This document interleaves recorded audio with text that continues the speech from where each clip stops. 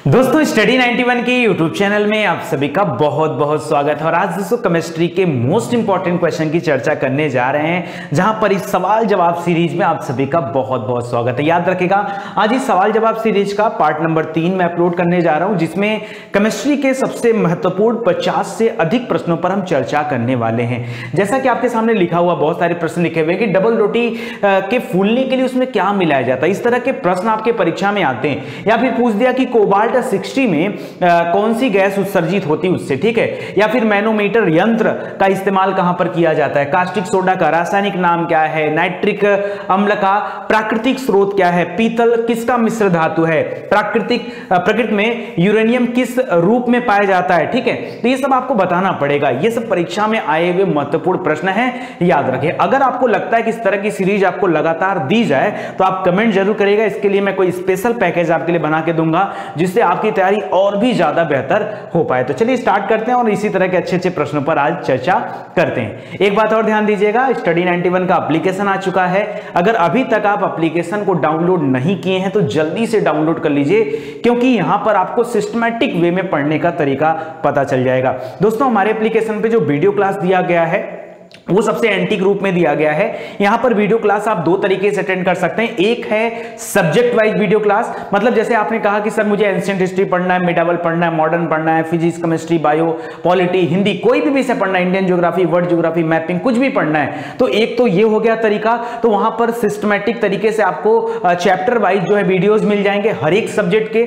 या फिर दूसरा तरीका आपका ये हो सकता है कि सर हमें एग्जाम वाइज तैयारी करना है, कि चलो सर हम यूपीएससी में कोई पर्टिकुलर एग्जाम की तैयारी कर रहे हैं, रेलवे की एग्जाम तैयारी कर रहे हैं, या फिर पीएससी की एग्जाम की तैयारी कर रहे हैं, जो भी एग्जाम की आप तैयारी कर रहे हो उसके अकॉर्डिंग भी आपको वहां पे वीडियोस मिल जाएंगे, ठीक है। कि आपको इस परीक्षा के लिए क्या क्या इंपॉर्टेंट है, जहां पर सिलेबस को ध्यान में रख करके वीडियो सीरीज तैयार किए गए हैं। तो एप्लीकेशन को अगर आप डाउनलोड करते हैं तो बेशक आपको बहुत बहुत ज्यादा हेल्प मिल पाएगी पढ़ाई में आपके, ठीक है। चलिए स्टार्ट करते हैं अपने टॉपिक को। तो पहला क्वेश्चन जो हमारे सामने आ रहा है वो ये आ रहा है, ध्यान दीजिएगा, डबल रोटी फुलाने में क्या मिलाया जाता है। डबल रोटी आप सभी को पता होगा कि अगर रात भर भिगा के रख दिया जाता है तो डबल रोटी क्या हो जाती है, ऑटोमेटिक फूल जाती है। इसके फूलने का क्या कारण होता है दोस्तों? डबल रोटी छोड़ो, अगर मैं आपसे पूछूं ब्रेड फूलने का कारण, या पाव रोटी फूलने का कारण, या कभी कभी बाटी होता है ना, बाटी चोखा जब बनाते हैं तो बाटी को भी फुलाया जाता है, उसको थोड़ा सा मुलायम करने के लिए उसको फुलाया जाता है। तो उस समय उसमें क्या मिलाया जाता है? एक तो ईस्ट होता है,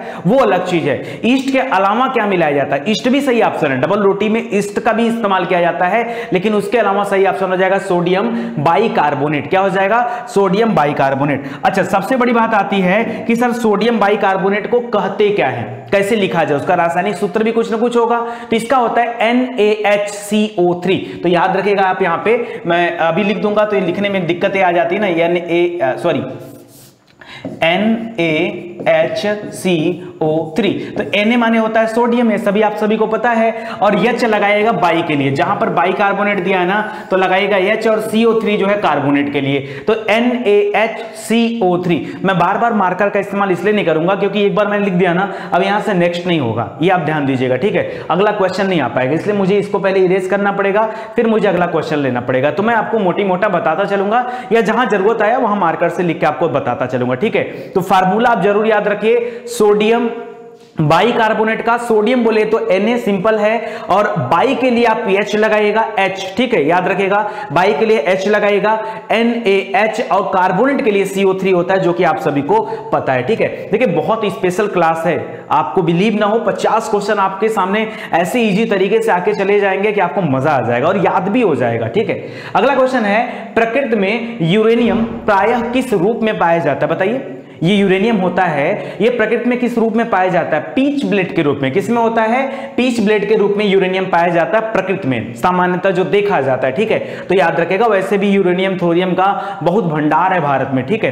और खास करके जहां पे एडम ब्रिज है, जिसको हम लोग राम सेतु के नाम से जानते हैं, जो रामेश्वरम के पंबन द्वीप से शुरू करके श्रीलंका तक जाता है, वहां पर थोरियम के बहुत बड़े भंडार मिले हैं। तो ध्यान रखिएगा। आगे कह रहा है, चांदी का रंग काला किस कारण हो जाता है? चांदी दोस्तों आपने देखा होगा, चांदी की पायल वगैरह बनती है, और पायल दिखने में तो जब हम परचेज करते हैं तो बड़ी खूबसूरत लगती है, लेकिन कुछ दिन यूज करने के बाद में पता चलता है कि उस पायल के ऊपर जो है कलई की तरह कुछ लग गया, काला काला जम गया। एक्चुअली वो रिएक्शन होता है, ठीक है। क्योंकि पैर पे हमेशा पानी भी पड़ता रहता है और जो है वायु के साथ रिएक्शन भी करता है। वायुमंडल में बहुत सारी गैसेज हैं, उसमें से खास करके जो इसका रिएक्शन बनता है वो याद रखिए, इसके काला होने का कारण ओजोन बनता है। ओजोन को O3 से डिनोट किया जाता है। किससे किया जाता है? ओजोन को O3 से डिनोट किया जाता है। ये ऑक्सीजन का ही जब एक अणु बढ़ जाता है, ऑक्सीजन में आप जनरली क्या करते हो? O2 लिखते हो। O2 को क्या बोलते हैं? जब ऑक्सीजन के यहाँ दो अणु होते हैं तो इसको O2 बोलते हैं, ऑक्सीजन। और जब ही ऑक्सीजन में क्या हो जाता है, तीसरा अणु आके जुड़ जाता है तो वो ओजोन हो जाता है। ठीक है, तो याद रखेगा O3 यहां पर आ जाएगा। आगे दे रहा है दोस्तों, प्रयोगशाला में अमोनियम सल्फेट और सोडियम नाइट्रेट के मिश्रण से कौन सी गैस बनती है? अब रटने को मैं आपको रटा सकता हूं, ठीक है, कि यहां पर नाइट्रस ऑक्साइड बनता है जिसे हम हास्य गैस के नाम से जानते हैं, जिसे हम लाफिंग गैस के नाम से जानते हैं। लेकिन भैया आपको पता कैसे चलेगा? तो चलो एक बार मैं आपको थोड़ा सा डिटेल में बताना चाहूंगा, ठीक है, कि क्या क्या यहां पर हो सकता है। तो दोस्तों अगर यहां पे लिखा है अमोनियम, ठीक है, क्या लिखा है? अमोनियम। तो अमोनिया के लिए लिखेगा NH4, ध्यान दीजिएगा NH4, और यहां पर आपको बनाना वोल्ट वाइज, क्या बनाना है? वोल्ट वाइज बनाना है, सॉरी वोल्ट वाइज बनाकर फिर यहां पर सल्फेट भी है ना, कहीं पर अगर सल्फेट लिखा हो तो सल्फेट माने SO4 आप जरूर जोड़िएगा। ठीक है, जैसे हम लोग पढ़ते हैं जिप्सम वाले में कॉपर सल्फेट होता है ना, वहां पे CuSO4, और जिप्सम है तो 2H2O कर देते हैं, प्लास्टर ऑफ पेरिस है तो हाफ H2O कर देते हैं। याद है, वो सल्फेट वहां से पकड़िए SO4, वही सल्फेट यहां भी लग जाएगा। ये अमोनियम है, अगर अमोनिया बोलता है तो अमोनिया का क्या होता है? ठीक है, NH3 होता है। देखिए ये सब भी आपको बताना जरूरी है, अगर ये सब नहीं बताया जाएगा भाई, जैसे हिंदी में इंग्लिश में वो तो आम बात है, लेकिन रासायनिक सूत्र भी आपको जानना जरूरी, क्योंकि परीक्षा में कुछ भी आ सकता है। तो याद रखिएगा यहां पर अमोनियम है, अमोनियम को हो जाता है NH4, होल ट्वाइस में 2 करिएगा, और फिर सल्फेट लिखना है ना तो यहां पे पॉइंट लगाया जाता है। ठीक है, तो याद रखिएगा यहां पर क्या हो जाएगा? SO4 हो जाएगा। अच्छा करें, इसके साथ और हम क्या मिलाने वाले हैं? हम मिलाने वाले हैं सोडियम नाइट्रेट को। तो एक बात बताओ, सोडियम को क्या बोलते हैं? Na बोला जाता है, सोडियम को Na बोला जाता है, और नाइट्रेट को क्या बोलते हैं? NO3 बोलते हैं। क्या बोलते हैं? NO3 बोलते हैं। क्या बोलते हैं? NO3। फिर से देखिए NH4 whole twice 2 into SO4 plus Na माने सोडियम हो गया। अच्छा यहां पे प्लस मत करिएगा, Na हो गया और सोडियम नाइट्रेट NO3 हो गया, ऐसे करके लिखना आपको। ठीक है, तो ये दोनों एक साथ हैं, ये दोनों एक साथ है। अब ये दोनों जब रिएक्शन करते हैं ना, ये वाला इससे जाकर के जब रिएक्शन करता है एक दूसरे से, तो याद रखिए यहां पर क्या बनता है? यहां पर बनेगा जो हमने बताया, यहां पर एक तो जो आपका आएगा नाइट्रस ऑक्साइड, वो तो आएगा ही आएगा। उसके अलावा दोस्तों क्या आएगा? तो याद रखिएगा यहां पे आ जाएगा Na2, यहां से आ जाएगा, और SO4 आ जाएगा, प्लस N2O। यही जो N2O होता है ना, इसी को नाइट्रस ऑक्साइड कहा जाता है। ये जो N2O होता है इसी को क्या बोलते हैं? नाइट्रस ऑक्साइड कहा जाता है। बाकी यहां पर Na2SO4 भी आएगा, तो उसको भी ध्यान दीजिएगा। तो आप खाली ध्यान रखिए, प्रयोगशाला में अमोनियम सल्फेट और सोडियम नाइट्रेट के मिश्रण से कौन सी गैस बनती है? तो याद रखिए नाइट्रस ऑक्साइड, जिसे हम लाफिंग गैस के नाम से जानते हैं, वो बनती है। ठीक है, तो याद रखिएगा, मोस्ट इंपॉर्टेंट है।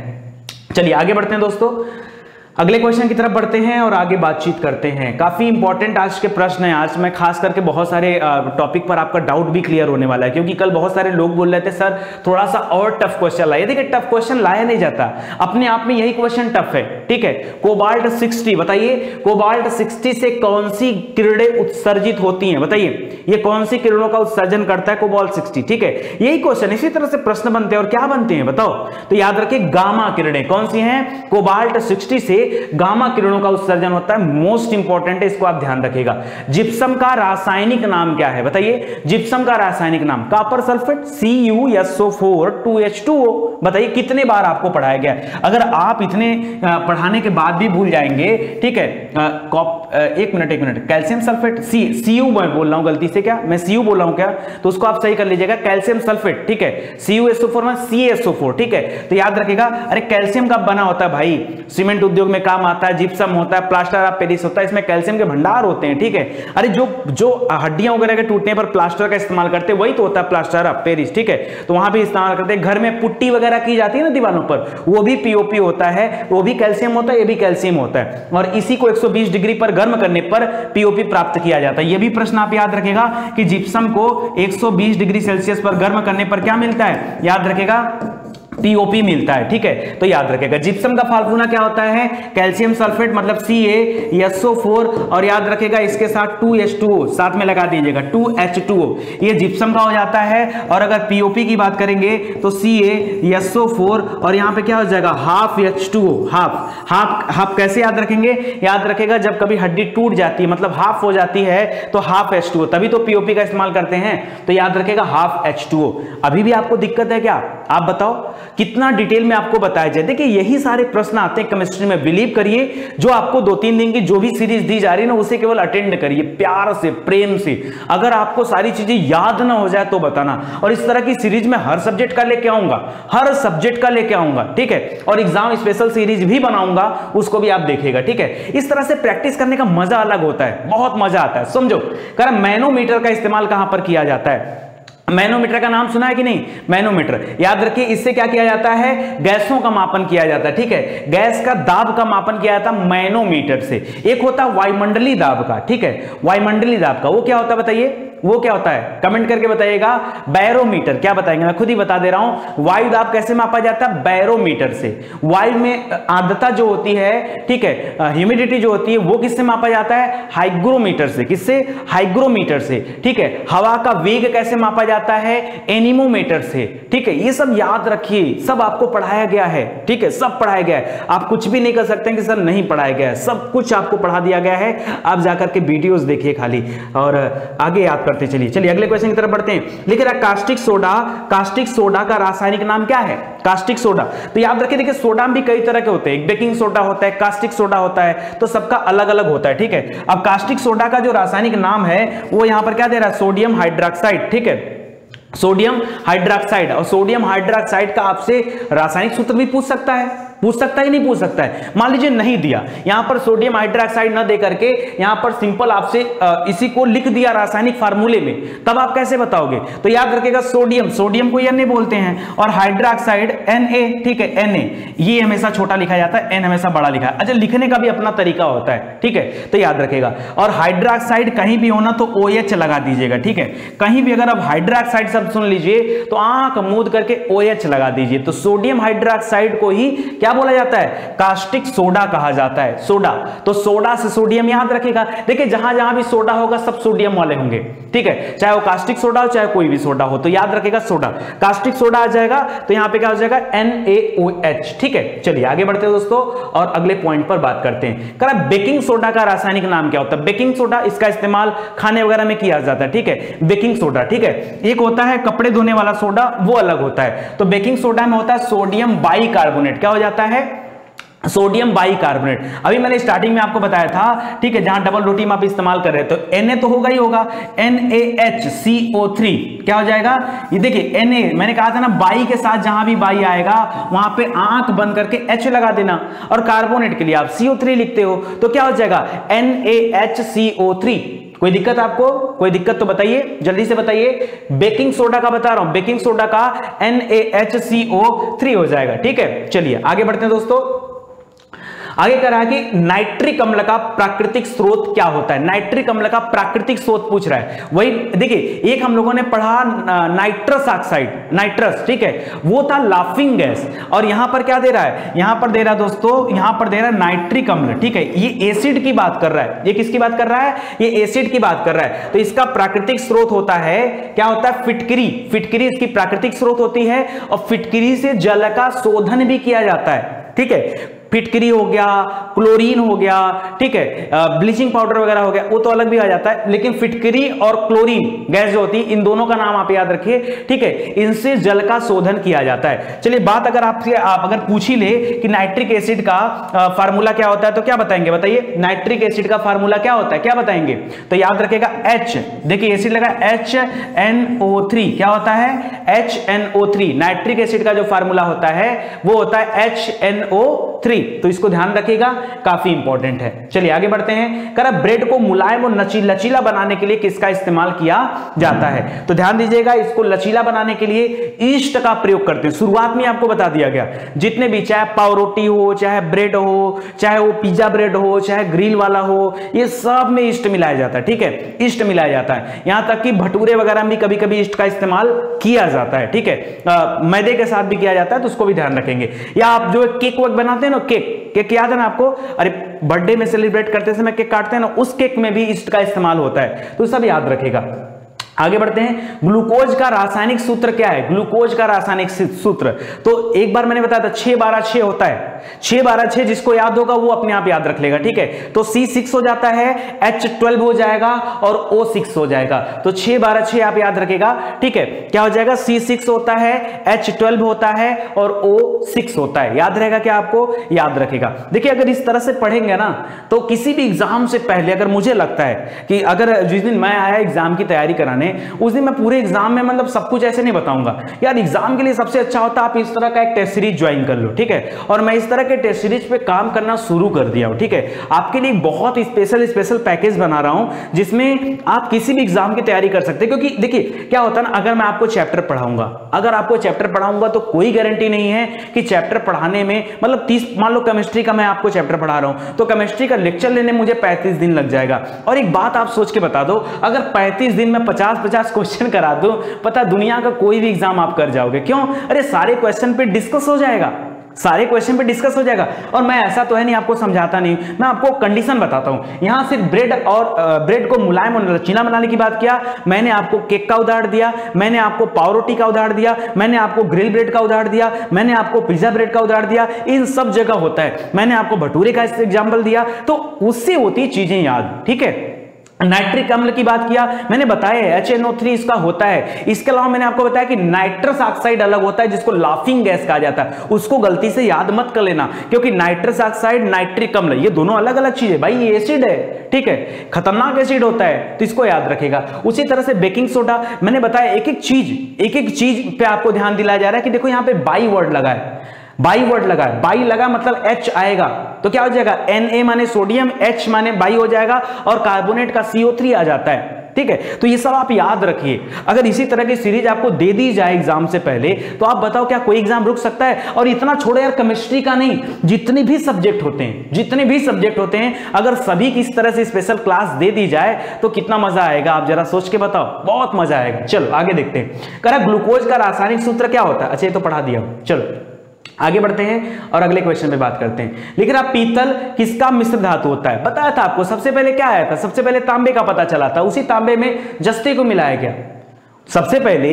अरे ताम्र पाषाण काल युग था, उसी तांबे में जस्ता मिलाया गया, तो उसी से पीतल तैयार हुआ है। तो उसको याद रखिए, एक एक पॉइंट आप याद रखिए, बहुत इंपॉर्टेंट है। ठीक है, तो इसको ध्यान दीजिएगा। पेयजल को शुद्ध करने के लिए किसका इस्तेमाल किया जाता है? फिर आ गया क्लोरीन का इस्तेमाल आ गया। ठीक है, देखिए ब्लीचिंग पाउडर और क्लोरीन दोनों का इस्तेमाल किया जाता है। ठीक है, तो उसको साफ करने के लिए आपने स्विमिंग पूल वगैरह देखा है? स्विमिंग पूल में जब कभी आप सबसे पहले एंट्री करेंगे तो आपको उसका पानी थोड़ा सा अजीब लगता है, या जब भी स्विमिंग पूल की सफाई की जाती है तो उसमें क्लोरीन और ब्लीचिंग पाउडर का इस्तेमाल किया जाता है। ठीक है, ताकि पानी जो है कुछ हद तक साफ हो जाए। इसको आप ध्यान रखिएगा, काफी इंपॉर्टेंट है। आगे देखिए, अगला क्वेश्चन दे रहा है प्रेशर कुकर में भोजन कम समय में पकता है, क्यों? अरे बॉइलिंग पॉइंट में फर्क आ जाता है। लिख रहा है कि कुकर के भीतर का क्वथनांक जो होता है वो बढ़ जाता है, और क्वथनांक बढ़ जाएगा, बॉइलिंग पॉइंट बढ़ जाएगा, इसलिए वजह से इसको जो है समय कम लगता है। ठीक है, तो कम समय में खाना बनता है। आप जनरली किसी दूसरे बर्तन में बना के देखो, चावल ही ले लो, एक दूसरे बर्तन में बना के देखो, कुकर में रख दो, कुकर में सीटी लगाते हो 4-5 मिनट में हो जाती है। ठीक है, और बाहर आप दूसरे बर्तन में रख दो, देखो आपको ज्यादा टाइम लगेगा। तो बॉइलिंग पॉइंट का इफेक्ट पड़ता है। बॉइलिंग पॉइंट को हिंदी में क्वथनांक कहा जाता है। कह रहा है कि वॉशिंग सोडा का रासायनिक नाम क्या? वॉशिंग मतलब कपड़े धोने वाले सोडा का रासायनिक नाम क्या है? उसमें भी सोडियम होता है, लेकिन इसमें सोडियम कार्बोनेट होता है। क्या होता है? सोडियम कार्बोनेट होता है। ठीक है,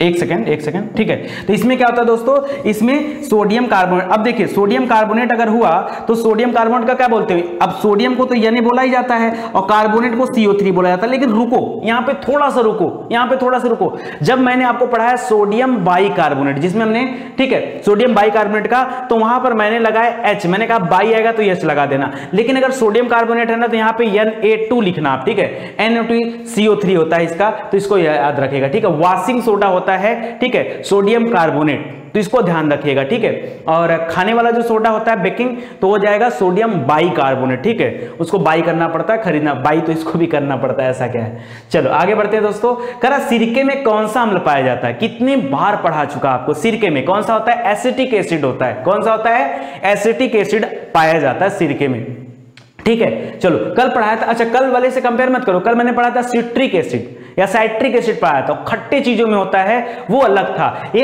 एसिटिक एसिड है जो सिरके में पाया जाता है, एसिटिक, तो याद रखेगा। भूप्रपटी में पाया जाने वाला सर्वाधिक मात्रा में तत्व कौन सा है, तो अगर तत्व पूछे तो ऑक्सीजन बताइएगा। ऑक्सीजन न दिया हो तो भी अलग अलग ऑप्शन आता है, एल्यूमिनियम भी सही हो सकता है, सिलिका भी सही हो सकता है, वो कंडीशन होती, क्या कंडीशन है उसकी, ठीक है। वैसे सबसे ज्यादा पाया जाने वाला तत्व जो है भूप्रपटी पर, क्रस्ट पर, वो क्या है, ऑक्सीजन है। सबसे भारी धातु कौन सी होती है, ऑस्मियम, क्या होती है, ऑस्मियम। आप कहते हैं ऑसम, तो ऑसम से याद रखें, ऑस्मियम सबसे भारी धातु होती है। अच्छा इसका एटॉमिक नंबर कितना होता है दोस्तों, 76 होता है। ऑस्मियम का एटॉमिक नंबर कितना होता है, 76 होता है, 76 एटॉमिक नंबर होता है इसका, ठीक है।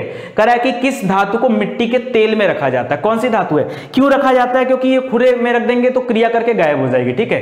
तो याद रखिए इस वजह से इसको मिट्टी के तेल में डुबो कर रखना पड़ता है। और सही बात बताऊं, कोई जरूरी नहीं कि मिट्टी के तेल में ही रखा जाए, आप नॉर्मल भी किसी तेल में रख सकते हो, ठीक है। ये तो ऐसे बता दिया है, कोई अगर दूसरे तेल का नाम ले ले तो कंफ्यूज मत होएगा। सोडियम है, सोडियम एटॉमिक नंबर उसका 11 होता है, उसको मिट्टी के तेल में डुबो कर रखा जाता है, ठीक है। सोडियम 11 नंबर पे, मैग्नीशियम 12 नंबर पे, एल्युमिनियम 13 नंबर पे, सिलिकॉन 14 नंबर पे, फ्लोरीन 10 नंबर पे, नियान 10 नंबर, फ्लोरीन 9 नंबर पे, नियान 10 नंबर पे, ठीक है। तो सब याद रखिए यार, जितना पढ़ेंगे उतना मजा आएगा। गैलेना किसका अयस्क है, बताइए जल्दी से। गैलेना किसका अयस्क है, शीशे का अयस्क है। किसका है, शीशे का अयस्क है, लेड का, ठीक है, पीबी इसको डिनोट किया जाता है। तो गैलेना किसका अयस्क है, शीशे का अयस्क है। आधुनिक आवर्त सारणी का प्रतिपादन किसने किया था, बताइए, नाम मैंने बताया था, और बताया था तो कई लोगों ने कमेंट भी किया था, मोस्ले कुछ भी कहिए, ठीक है। आधुनिक आवर्त सारणी का जनक कहा जाता है उन्हें, ठीक है। आधुनिक आवर्त सारणी जो प्रेजेंट टाइम हम लोग पीरियोडिक टेबल देखते हैं, उसको किसने बनाया था, याद रखिए उसको मोस्ले ने बनाया था, ठीक है। करे लोहा किसका अयस्क है, अब भाई बहुत सारे होते हैं, इसके हेमेटाइट होता है, मैग्नेटाइट होता है, किसी का भी हो सकता है। तो परीक्षा में क्या दिया है वो आपको देखना है, ठीक है, याद रखें। मैग्नेटाइट वाला लोहा जो दोस्तों दक्षिण भारत में खास करके पाया जाता है, हेमेटाइट वाला लोहा जो है वो उत्तर भारत की तरफ या फिर झारखंड, छत्तीसगढ़, उड़ीसा वाले बेल्ट की तरफ भी पाया जाता है, छोटा नागपुर, पठार साइड, ठीक है। तो उसको भी आप याद रखिएगा, ठीक है। चलिए, करा चश्मे का लेंस किस कांच का बना होता है, बताइए। चश्मे का लेंस कौन सा होता है, क्राउन कांच। कौन सा होता है, क्राउन कांच होता है, जिससे चश्मे का लेंस, दूरबीन का लेंस, ये सब बना होता है, ठीक है। तो याद रखिएगा। चलिए आगे बढ़ते हैं। कोयले का सामान्य प्रकार क्या है, देखिए कोयले का सबसे अच्छा प्रकार क्या है पहले वो बताइए। कल मैंने पढ़ाया था एंथ्रेसाइट कोयला, ठीक है। भूरा कोयला किसे कहते हैं, ये भी हम लोग कल पढ़े थे, मैंने बताया था लिग्नाइट कोयले को भूरा कोयला कहा जाता है। आज आपसे पूछ रहा है कि कोयले का सबसे सामान्य प्रकार कौन सा है, जो भारत में सबसे ज्यादा पाया जाता है, वो है बिटुमिनस कोयला। कौन सा है, बिटुमिनस कोयला है, ठीक है। तो एंथ्रेसाइट के बाद ये दूसरे नंबर पे कोयला आता है बिटुमिनस कोयला, ठीक है। इसको भी याद रखें, सामान्य प्रकार का कोयला है, ठीक है। कह रहा परमाणु के सिद्धांत का प्रतिपादन किसने किया था, बताइए। ये तो काफी अच्छा क्वेश्चन है, बहुत बार एग्जाम में आ चुका है। परमाणु के सिद्धांत का प्रतिपादन डाल्टन ने किया था। किसने किया था, डाल्टन ने, जॉन डाल्टन ने किया था 1801 में। तो इसको भी याद रखेगा। गोबर गैस संयंत्र का निर्माण किसने किया था, गोबर गैस संयंत्र जानते हैं ना, अरे वही जिसमें कार्बन डाइऑक्साइड, मीथेन वगैरह बनता है, फिर इसी के अपशिष्ट को उठा करके खाद बन जाता है, उसको ले जाकर के क्या करते हैं, खेतों में डाल देते हैं। तो कौन बनाया था, देसाई जी ने बनाया था, सीबी देसाई इनका नाम है, भारतीय हैं जिन्होंने गोबर गैस संयंत्र बनाया था, ठीक है। तो याद रखेगा, काफी इंपॉर्टेंट है। एक पदार्थ को सीधे ठोस से वाष्प अवस्था में परिवर्तन कर लिया जाए उसे क्या कहा जाता है, जब ठोस से सीधा वाष्प में जाता है, जैसे कपूर, ठीक है। तो याद रखिए उसको ऊर्ध्वपातन कहते हैं। क्या कहते हैं, ऊर्ध्वपातन कहते हैं। मोस्ट इंपॉर्टेंट क्वेश्चन है। देखिए मैं कोशिश करूंगा रिपीट कोई भी क्वेश्चन ना होने पाए। रिपीट नहीं कराऊंगा। कल मैंने कोयले बताया था तो मैंने बताया था सबसे बढ़िया सबसे उत्तम क्वालिटी का कोयला कौन सा होता है, एंथ्रेसाइट। भूरा कोयला कौन सा होता है, लिग्नाइट। आज बताया सामान्य कोयला कौन सा होता है, बिटुमिनस। तो दोस्तों क्वेश्चन रिपीट में नहीं करूंगा। देखिए गलती से कहा अगर रिपीट हो गया तो भैया क्षमा करिएगा, ठीक है, वो हो सकता है एक आध दो, ठीक है, लेकिन जनरली मैं कोशिश करूंगा कि रिपीट ना होने पाए। पूरा प्रयास यही करूंगा, हर क्वेश्चन हर दिन में अलग अलग आपको दिया जाएगा ताकि आपकी तैयारी अच्छी हो पाए, ठीक है। तो याद रखिएगा ऊर्ध्वपातन सही हो जाएगा, ध्यान दीजिएगा। चलिए आगे बढ़ते हैं दोस्तों। करा किसके कारण पृथ्वी का औसत तापमान बढ़ जाता है। अच्छा कल मैंने एक क्वेश्चन आपसे किया था कि पृथ्वी की आयु का आकलन कैसे किया जाता है, बताइए। पृथ्वी की आयु का आकलन बताया था यूरेनियम विधि से। किस विधि से, यूरेनियम विधि से किया जाता है। और जीवाश्मों के आयु का आकलन कैसे करते हैं, तो रेडियो कार्बन डेटिंग विधि से, या फिर उसको कार्बन डेटिंग भी कर सकते हो, या कार्बन विधि आप उसे कर सकते हैं, पढ़ाया था ना। और वृक्षों की आयु का निर्धारण कैसे किया जाता है, उनके वलय को गिन करके किया जाता है। 3 प्रश्न है, तीनों इंपॉर्टेंट है, ठीक है। यहां पे देखिए करा किसके कारण पृथ्वी का औसत तापमान बढ़ जाता है।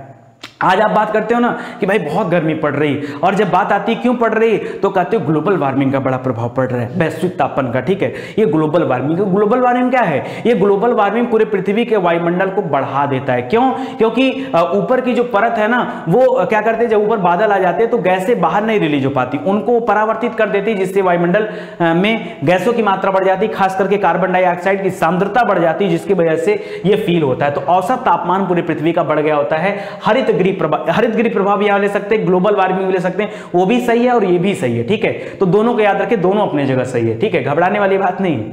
आगे देखिए साधारण कार्बन स्टील में मुख्यतः क्या पाया जाता है। कार्बन स्टील में क्या पाया जाता है बताइए। अरे स्टील की बात ही कर दिया तो लोहा के साथ क्रोमियम मिला दो, स्टील बन गया।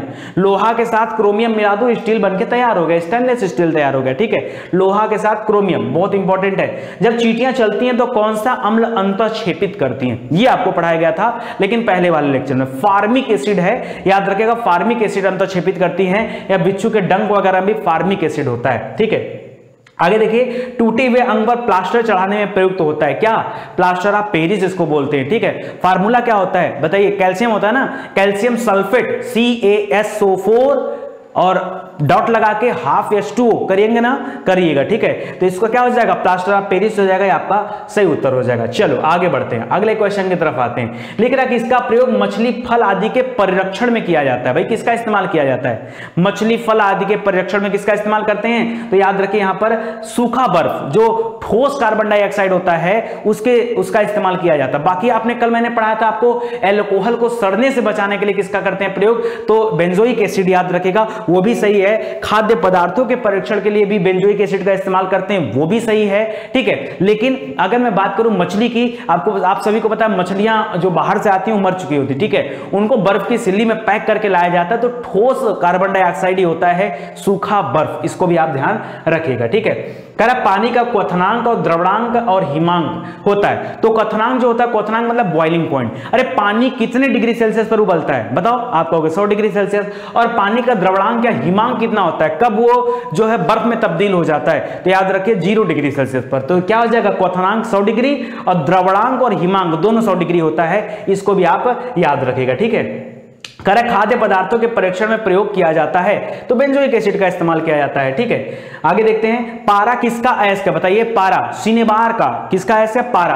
पारा से ही अमलगम बनता है ना, याद रखेगा, बड़ा इंपॉर्टेंट क्वेश्चन भी है। और पारा किसका अयस्क है, तो सिनेबार का अयस्क है, ठीक है। कल हम लोगों ने पढ़ा था अर्जेंटाइन किसका अयस्क है बताइए, अर्जेंटाइन चांदी का ना, तो याद रखेगा वो भी, ठीक है। आज हम लोगों ने पढ़ा गैलेना किसका अयस्क था, तो याद रखेगा शीशे का, ठीक है, तो वो भी इंपॉर्टेंट है। कारण मतदान करते समय मतदाताओं के हाथ में लगी स्याही होती है, बताइए क्या होता है, मतदान करते समय जो मतदाताओं के हाथ में जो स्याही लगाई जाती है, जो कुछ समय के लिए रहती है, मिटती नहीं है, ठीक है, चाहे आप कुछ भी कर लो, वो एक्चुअली में स्याही किसकी बनी होती है, वो होती है नाइट्रेट, सिल्वर नाइट्रेट। क्या होता है, सिल्वर नाइट्रेट। इसी तरह सिल्वर शब्द का इस्तेमाल मैंने किया था कृत्रिम वर्षा के लिए, याद आया। मैं कोरिलेट करके देखो पढ़ाता हूं, मैं कोई भी विषय पढ़ाता हूं ना भाई, कोरिलेट करके पढ़ाता हूं। एक बोला और उसी तरह का दूसरा पैदा कर दिया। देखो इसको बोलते हैं सिल्वर नाइट्रेट। क्या बोलते हैं, सिल्वर नाइट्रेट। मन में सिल्वर आया ना, तो सिल्वर शब्द का इस्तेमाल एक जगह और हुआ था, याद है किसमें, सिल्वर आयोडाइड, ठीक है, क्या था, कृत्रिम वर्षा, ठीक है, तो उसको भी याद रखेगा, बहुत इंपॉर्टेंट है। उसी तरह से यहाँ क्या हो जाएगा, सिल्वर नाइट्रेट हो जाएगा, कंफ्यूज नहीं होना। करा लहसुन में गंध का कारण है, ये आपको पहले वाले लेक्चर में पढ़ाया गया था, फिर से बताओ, मुझे पता है भूल गए हो, मुझे पता है भूल गए हो। तो लहसुन में गंध का कारण होता है एलाइसिन, क्या होता है, एलाइसिन, ठीक है, इसको भी याद रखेगा, एलाइसिन हो जाएगा।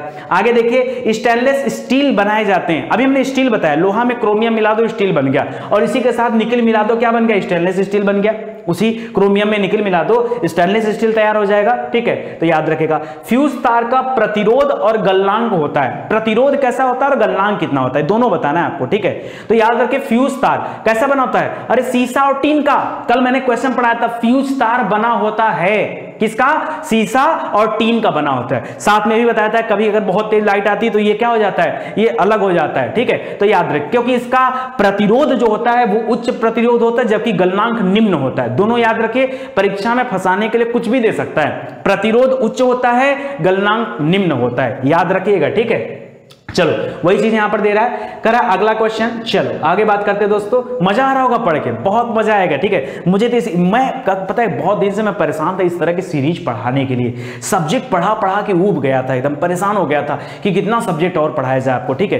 तो अब जाके सब चैप्टर खत्म हुआ तो मन कर रहा है कि दिन भर आपको, मतलब पूरे दिन आपको क्लास देता रहूं, ऐसे पढ़ाता रहूं, सब विषय पढ़ाता रहूं। मन तो करता है ना 100 क्वेश्चन 200 क्वेश्चन लेके आऊं, इसी तरह से प्रैक्टिस कराता रहूं, मतलब पढ़ पढ़ के आपको, मतलब फिर आपको लगने लगे यार कि अब कोई एग्जाम बचने वाला नहीं, एग्जाम में पेपर आए ना तो 15 मिनट में सॉल्व होना चाहिए। जीएस के क्वेश्चन ऐसे देखना और टिक करना है, देखना और टिक करना, रुकना नहीं है, सोचना भी नहीं है।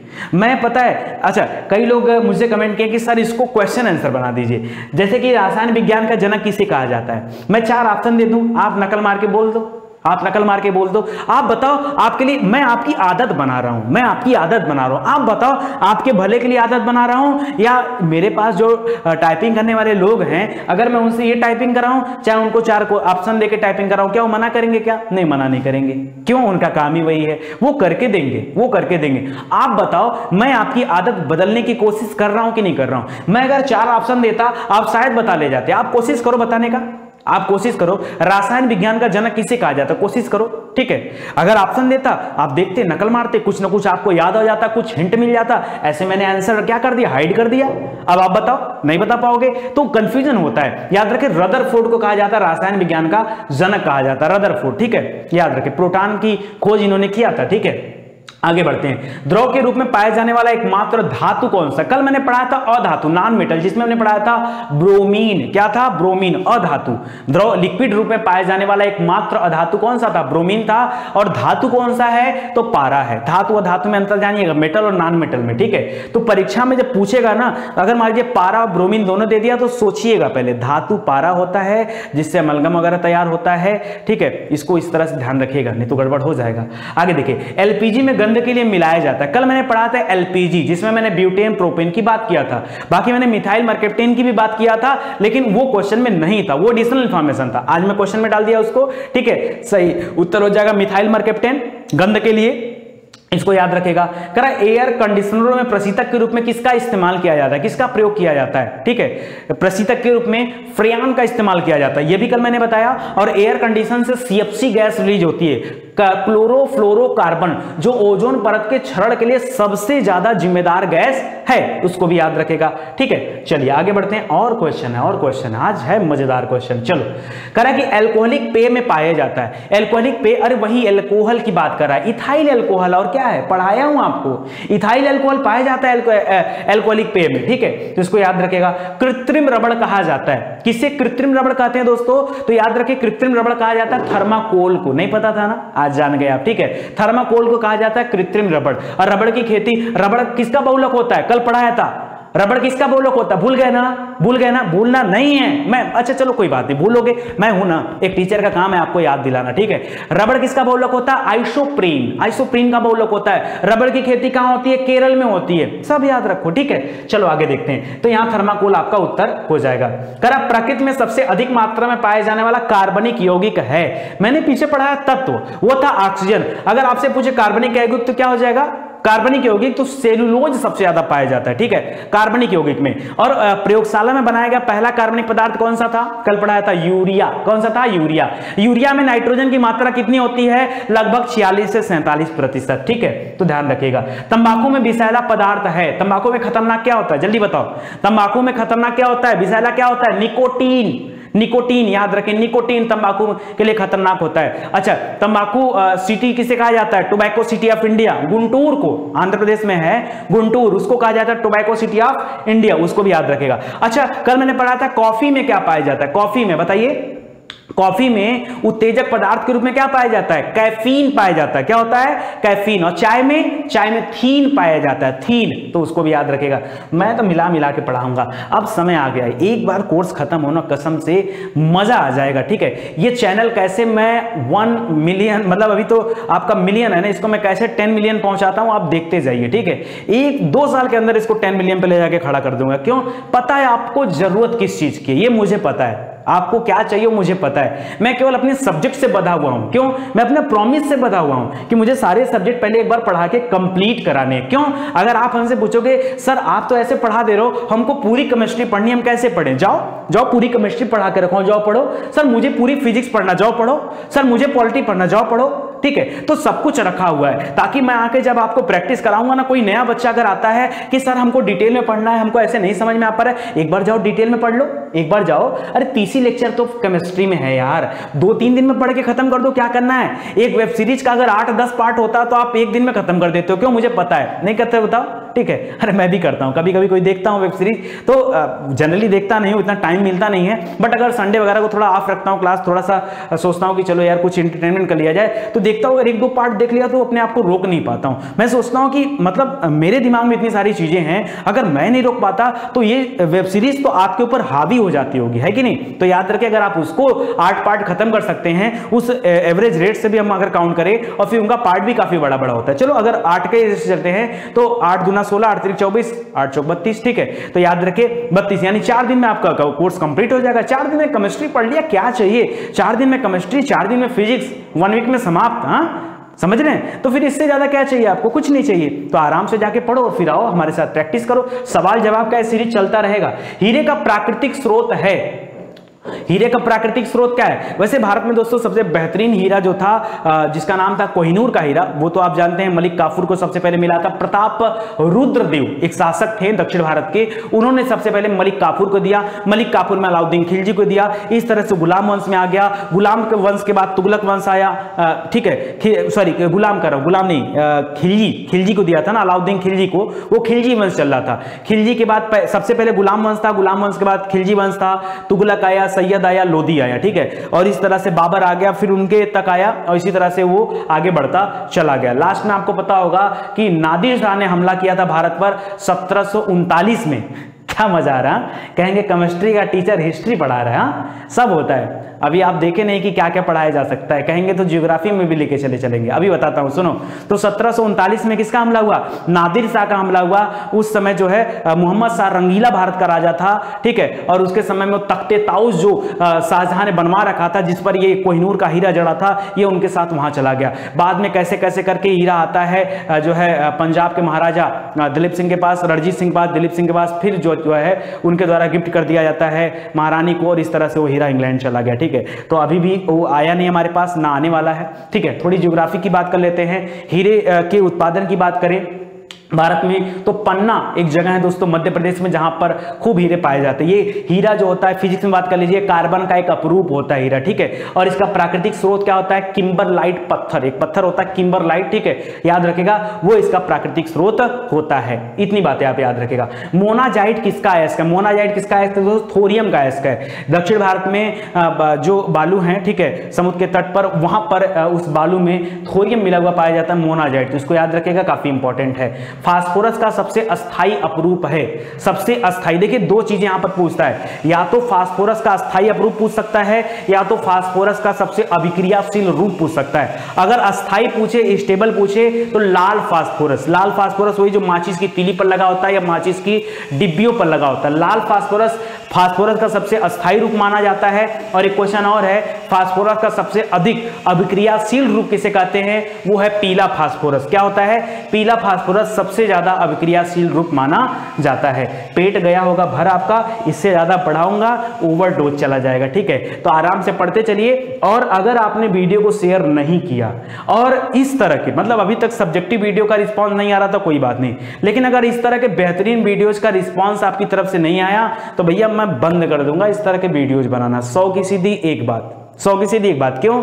एफर्ट लगता है बनाने में, एफर्ट लगता है। अगर उस एफर्ट का फायदा नहीं मिलेगा तो हम क्यों काम करें। आप मुझे कोई एक रीजन दे दो, मैं आपको ये सारी चीजें जो अवेलेबल करा रहा हूं, मैं क्यों कर रहा हूं। आप मुझे कोई एक रीजन दे दो। मैं अपने मन के लिए, मैं अपने संतुष्टि के लिए पढ़ा रहा हूं, ठीक है। और अगर मेरी संतुष्टि कहीं डगमगा रही है, जिसके लिए पूरी तरह से आप जिम्मेदार हो, आप जिम्मेदार हो, तो मैं क्या करूं।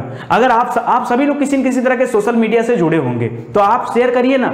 अगर आपको लग रहा है कि नितिन सर वाकई बेस्ट दे रहे हैं, ऐसी चीजें जब आप पेड क्लास खरीदते हो तब आपको मिलता है। अगर ये सारी चीजें आपको फ्री दी जा रही हैं, आप बिलीव करो, तो क्या आपका फर्ज नहीं बनता कि वीडियो को शेयर करें और लोगों को बताएं, ठीक है। ये आपका फर्ज है, या जो एडवर्टीजमेंट आ रहा है उसको पूरा देखें, या पूरा वीडियो में ऑनलाइन देखने की कोशिश करें। आपके यहां नेट नहीं है, आप वीडियो प्ले करके छोड़ दो, रोज मिलता है ना डेटा, आप प्ले करके छोड़ो। अगर आप मेरा साथ नहीं दोगे तो आप मुझे कोई एक कंडीशन बता दो कि नितिन सर आपका साथ क्यों दें, कमेंट जरूर करना, ठीक है। मैं अपने मन से पढ़ा रहा हूं और मैं सोचा हूं इस तरह की बेहतरीन वीडियोस लाने के लिए, हर सब्जेक्ट का लाऊंगा, लेकिन साथ आप दो, साथ देना पड़ेगा आपको, ठीक है। 2 मिलियन सब्सक्राइबर हो गए और आप व्यूज देखो कितने जाते हैं, तो आप साथ दोगे, नहीं दोगे भैया तो हमसे नहीं हो पाएगा। मैं पहले बोल दे रहा हूं, सरेंडर कर रहा हूं मैं, ठीक है। जितना हो पा रहा था उतना कर दिया हूं, ठीक है। और जो अभी, क्योंकि अभी हमारे पास सब्जेक्टिव बचे हैं, वो सब्जेक्टिव में चुम मार के पढ़ाऊंगा, आराम से पढ़ाऊंगा, मैं क्यों इस पे जाऊंगा अपना टाइम वेस्ट करने। तो अगर आप चाहते हो इस तरह के वीडियोस मिले तो आप सपोर्ट करो, ठीक है। धन्यवाद, मिलते हैं अगले लेक्चर में, तब तक के लिए जय हिंद, जय भारत, थैंक यू।